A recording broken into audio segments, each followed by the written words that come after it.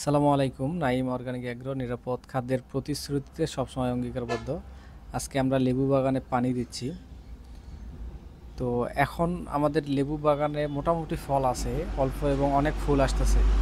তো এই ফলটা যদি আমরা সংগ্রহ করতে পারি, সামনে এই ফলটা আমাদের সামনে রমজানে আসবে আর কি। সেক্ষেত্রে আমরা একটা ভালো মোটামুটি একটা ভালো অঙ্কের একটা অ্যামাউন্ট পাবো বলে আমি আশা করতেছি। বাকিটা আল্লাহর ইচ্ছা। সব মিলে এখানে অর্গানিকভাবে মূলত লেবুটা চাষ করা হয়। এখানে তেমন স্প্রে করা হয় না। যদিও স্প্রে করা হয় মাঝে মাঝে আমরা নিম তেল এবং মেহগনির তেল স্প্রে করি, এবং ছত্রাকনাশক হিসাবে বৌদ্ধ মিক্সার, তুঁত এবং চুনের যে মিক্সচার সেটা আমরা স্প্রে করি।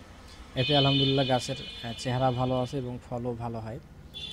তো এখন দেখতে পাচ্ছেন যে আমরা বাগানে একবারে ঢালাও পানি দিচ্ছি, এবং জৈব সার পুরো বাগানে আর কি ভালোভাবে ছড়াই দিচ্ছি। আমাদের নিজস্ব উৎপাদিত জৈব সার, এই কারণে আমরা পরিমাণে বাড়াই দেই। এতে আলহামদুলিল্লাহ শুধু জৈব সার দিয়েই ভালো রেজাল্ট পাই আমরা।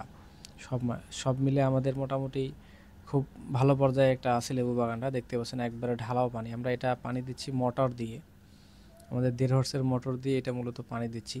তবে লেবু বাগানে কাজ করার অনেক ধরনের সমস্যা হয়। তার মধ্যে প্রধান সমস্যা, লেবু বাগানে যদি আপনি ঢোকেন 2-4টা কাটার ঘুতা খাবেন, এটা শিওর।